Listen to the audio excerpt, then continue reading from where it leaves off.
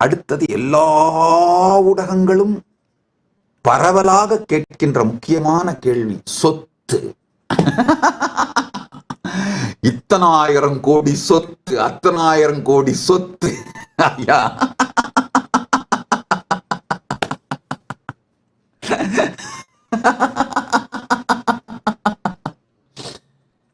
இதுக்கு ஒரு நீண்ட நெடிய தெளிவான நேர்மையான விளக்கத்தை கொடுத்துறேங்க. முதல் விஷயம், நீங்க பணம்னு நினைக்கிறது எங்களுக்கு பணம் கிடையாது. கைலாசால பணம்னா என்ன, எக்கானமினா என்ன, சொத்துனா என்ன, அதை எப்படி ஓன் பண்றோம், அதை எப்படி நடத்துறோம் அப்படின்னு சொல்லிடுறேன். உண்மையில எந்த சொத்தும் என் பெயரில் இல்லை. நீங்க நினைக்கிற சொத்துன்னு சொல்ற எதுவுமே என் பெயரில் இல்லை, எதுவுமே எனக்கு சொந்தமா இல்லை. உலகம் முழுக்க 1200 நிறுவனங்கள், 160 நாடுகள் நினைக்கிறேன். இதுல இன்னொரு முக்கியமான விஷயம் நீங்களாம் தெரிஞ்சுக்கணும். உலகத்துல 66 நாடுகள் இந்து மதத்தை மதமாகவே ஏற்றுக்கொள்வதில்லை. சோ அந்த மாதிரி நாடுகள்ல சமூக சேவை நிறுவனமா இருக்கிறோம். இது முக்கியமான ஒரு முக்கியமான உண்மை. இந்துக்கள் ஆழ்ந்த நெடிய நீண்ட உறக்கத்தில் இருக்கின்றீர்கள். உங்களை நீங்களே மெஜாரிட்டின்ற கற்பனையில சுத்திட்டு இருக்கீங்க. குளோபலா பாத்தீங்கன்னா இப்ப லோக்கலாலாம் உலகம் கிடையாதுங்க. உலகம் குளோபல். குளோபல் வில்லேஜ் தான் உலகம். குளோபலா பாத்தீங்கன்னா இந்துக்கள் மைனாரிட்டி 66 நாடுகளில் மதமாக கூட ரெகக்னைஸ் பண்ணப்படாத ஒரு சூழல் தான் இருக்கு. இதை இந்துக்கள் புரிந்து கொள்ளுங்கள். கிரிமினல் நெக்லிஜென்ஸ்ல வாழ்ந்துட்டு இருக்கீங்கன்னு புரிஞ்சுக்கோங்க. கிரிமினல் நெக்லிஜென்ஸ்ன்ற வார்த்தையை கூட தாண்டி சூசைடல் நெக்லிஜென்ஸ். கயிறு உங்கள் கழுத்தை இறுக்கி கொண்டிருக்கும் பொழுது டாஸ்மாக்க ஊத்திட்டு அப்படியே படுத்து ஒரு போதையில இருக்கலாம்னு நினைச்சிட்டு இருக்கிற சூசைடல் நெக்லிஜென்ஸ்ல இருக்கீங்க. அது நான் சொல்லத்தான் முடியும். நல்லது. இந்த பணம் சார்ந்த விஷயங்களை சொல்லிடுறேன். இந்த மாதிரி பல நாடுகள் அந்தந்த ஆர்கனைசேஷன்ஸ் அந்த நாட்டோட என்ன ஸ்டேட்டஸ் வச்சிருக்கோமோ, நான் சொன்னேன் சில நாடுகள்ல என்ஜிஓ ஸ்டேட்டஸ், சில நாடுகள்ல என்பிஓ ஸ்டேட்டஸ், சில நாடுகள்ல ரிலிஜியஸ் சர்ச் என்டிட்டி ஸ்டேட்டஸ். இந்த மாதிரி ஒவ்வொரு நாடுகள்ல ஒரு ஸ்டேட்டஸ் இருக்கு. அந்தந்த நாடுகளின் சட்டத்திட்டத்துக்கு உட்பட்டு அந்தந்த நாடுகள்ல நடக்கிற நிறுவனங்கள் நடக்குது. சில நாடுகள்ல நான் சொன்ன மாதிரி தூதரக ரீதியான உறவுகள் இருக்கு அந்த ஆர்கனைசேஷனுக்கு, அந்த என்டிட்டிக்கு.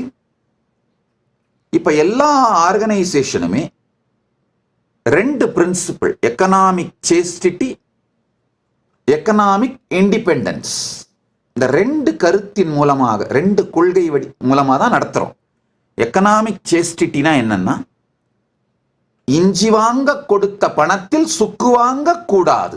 ஒரு நபர் இஞ்சி வாங்கி கொள்ளுங்கள் அப்படின்னு தானமா ஒரு பணம் கொடுக்கிறார்னா, நன்கொடையா கொடுக்கிறார்னா, அந்த பணத்தில் இஞ்சி தான் வாங்க வேண்டும், சுக்கு வாங்கக்கூடாது. இதுதான் எக்கனாமிக் சேஸ்டிட்டி. யார் யார் எதற்காக நன்கொடைகள் கொடுக்கின்றார்களோ, அந்த அறக்கட்டளைகளை நிறுவுகிறார்களோ, அதற்காக மட்டும் அதை நடத்துவது. எக்கனாமிக் இண்டிபெண்டன்ஸ் அப்படின்னா என்னன்னா, அந்தந்த ரெஸ்பான்சிபிலிட்டி எடுத்து நடத்துறவங்க, ரெஸ்பான்சிபிள் டெமோக்ரஸி, அந்த ரெஸ்பான்சிபிலிட்டி எடுத்து நடத்துற டீமுக்கு கம்ப்ளீட்டா இண்டிபெண்டன்ஸ் கொடுத்துடுறேன். ஸோ அதனால அவர்கள் அதை முறையாக நடத்துகிறார்கள். எதிலும் நான் சட்ட ரீதியாக இல்லை, நான் ஆன்மீக தலைவன், அவ்வளவுதான். ஒரு நாளைக்கு 300 ஃபைல் வருங்கயா. நான் 300 ஃபைல்லையும் உட்காந்து லீகலா சைன் பண்ணிட்டு இருக்க முடியுமா, இல்ல அதோட பார்ட்டா இருக்க முடியுமா? ஸ்பிரிச்சுவலா அதுல ஏதாவது என்கிட்ட கேட்க வேண்டியிருந்தா வந்து கேட்பாங்க, அதுக்கு பதில் சொல்லுவேன். Economic chastity and economic independence, இதான் எங்களுடைய பாலிசி. அடுத்தது, எங்கிட்ட என்ன சொத்து இருக்கு, அது பின்னாடி யாருக்கு போகும் என் காலத்திற்கு பிறகு, இதுதான் எல்லாரும் கேட்கிற கேள்வி. நான் முதலியே சொன்னேன், எங்கிட்ட எந்த சொத்தும் இல்லை, என் பேர்ல எந்த சொத்தும் இல்லை. இந்த நாடு முழுவதும் அந்தந்த எஸ்டாப்ளிஷ் பண்ணி வச்ச சிஸ்டத்து படி நடக்குது. சில கைலாசாஸ் வந்து கான்ஸ்டிடியூஷனல் மொனார்கி அப்படிங்கிற சிஸ்டமா எஸ்டாப்ளிஷ் பண்ணியிருக்கோம். பல கைலாசங்கள் டெமோக்ரஸி அப்படின்னு எஸ்டாப்ளிஷ் பண்ணியிருக்கோம். அந்தந்த சிஸ்டத்துப்படி அது நடக்குது. என் பேர்ல இருக்கிற ஒரே ஒரு சொத்து என்னன்னா இன்டலெக்சுவல் ப்ராப்பர்ட்டி. இப்ப நான் உருவாக்கி இருக்கிற நூல்கள், மொழிபெயர்த்திருக்கிற நூல்கள், பரம்பரையாக என்னுடைய குருவழி பரம்பரையாகவும் கருவழி பரம்பரையாகவும் நான் பெற்ற இந்த ஞானத்தை நான் வெளிப்படுத்தி நான் செய்திருக்கின்ற செயல்கள் மூலமாக வருகின்ற காப்பிரைட். ஒரிஜினல் சாஸ்திரங்களுக்கு எனக்கு காப்பிரைட் கிடையாது. அது வியாசர் எழுதினது. ஈவன் என்னுடைய பரணான சைவ எல்லப்ப நாவலர் எழுதினது கூட எனக்கு காப்பிரைட் கிடையாது. ஏன்னா ரொம்ப வருஷம் ஆயிடுச்சு. என்ன, அவர் வாழ்ந்த அந்த வீடு இன்னும் பரமசிவன் அருளால எங்க கிட்ட இருக்கு. அதே வீடு தான் நான் பிறந்து வளர்ந்த வீடு. அவர் வாழ்ந்த அதே வீடு. பரமசிவன் அருளால் அந்த வீட்டை இப்போ ஆசிரமமா மாத்தி, ஆதீனமா மாத்தி, திருவண்ணாமலையில திருவுடல் தெருவில் இருக்கு. வரவங்க எல்லாருக்கும் அன்னதானம் பண்றோம். அந்த ஒரு நல்ல விஷயம் நடக்குது. மற்றபடி அவருடைய எழுத்துக்களுக்கு எனக்கு காப்பிரைட் கிடையாது. ஆனா இப்ப அதை நான் ஆங்கிலத்துல மொழிபெயர்க்கிறேன். அந்த மொழிபெயர்க்கிறதுக்கு எனக்கு காப்பிரைட் இருக்கலாம். இந்த மாதிரி பரம்பரையாக எனக்கு வந்த தீட்சைகள், அதை அளிக்கின்ற உரிமை, பீடங்கள், அதற்கு அடுத்த நபரை நியமிக்கின்ற உரிமை, இன்டலெக்சுவல் ப்ராப்பர்ட்டி, இதெல்லாம் மட்டும்தான் என் பேர்ல இருக்கிறது. என்னுடைய காலத்திற்கு பிறகு அது யார் யாருக்கு அப்படின்னு பரமசிவன் அருளாலே அதை எல்லாத்தையும் இப்பவே கிளீனா வில் எழுதி வச்சுட்டேங்கய்யா. வேற என் பெயரில் எந்த சொத்தும் இல்லை.